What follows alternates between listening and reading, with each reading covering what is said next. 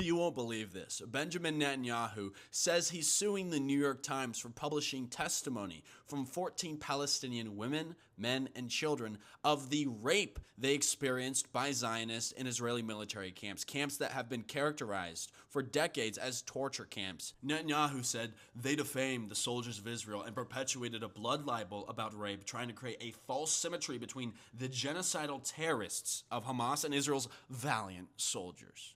Are you fucking kidding me? Everyone watched in 2024, in the summer, when Israel had a January 6th rape. We all remember they leaked security footage from the Sidi Tamam torture camp in the Negev desert in southern Israel, where around a dozen or so IDF terrorists surrounded a poor Palestinian detainee held there arbitrarily without charge. And they sodomized him, and they abused him on camera. Do we remember what happened after that? Israelis erupted in anger at the release of this footage because they said it was libelous against IDF soldiers. They said that these soldiers did nothing wrong. Knesset members in Israel's parliament argued that it was the Israelis' right to rape Palestinians. Knesset members marched with mobs of angry Israelis and broke into not just one, but two IDF torture camps holding Palestinians hostage.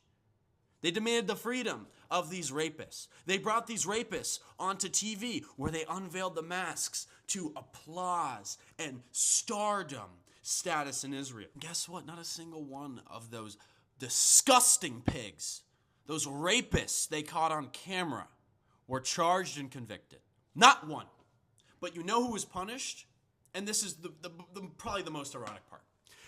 There was a lady within, the Israeli system, the government, she was an official, who leaked this footage, right, as an attempt to help Israel, right? Her idea was that, hey, look, the world thinks Israel cannot create any justice for Palestinians when we abuse them.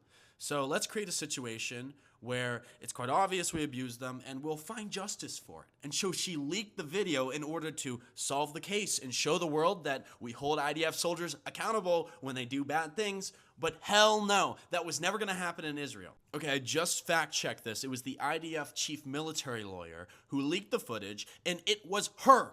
It was her who was forced to resign, and she was arrested. As far as I can tell, this lady is still in jail for trying to help the state of Israel in her own fucked up way. To recap, the rapists caught on camera became celebrities in Israel. The lady who leaked the footage is in jail. The Palestinian who was raped was sent back into Gaza to survive this ongoing genocide.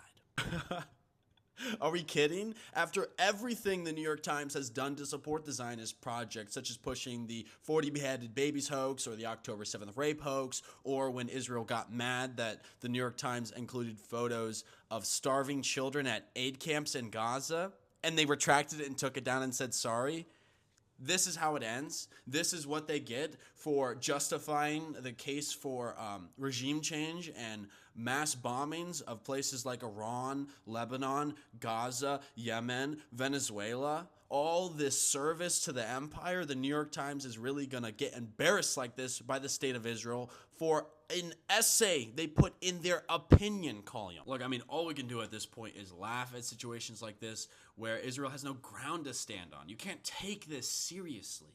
You can't take this seriously. This is one of those situations where Israel's trying to force mainstream media to continue to bend to their will, and it's likely the New York Times will do that.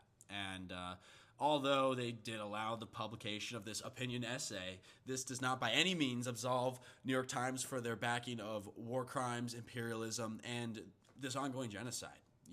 They need to be held accountable. I think that the journalists who wrote coverage for genocide should be put in jail, and I think we should contemplate death penalty for those kinds of people. If you found this video valuable and believe others should see it, then share, repost, copy the link a bunch to help in the algorithm. And if you'd like to keep up with my future messages and hear more from me, then you can follow me for free through the link in my bio. Thank you, and free Palestine.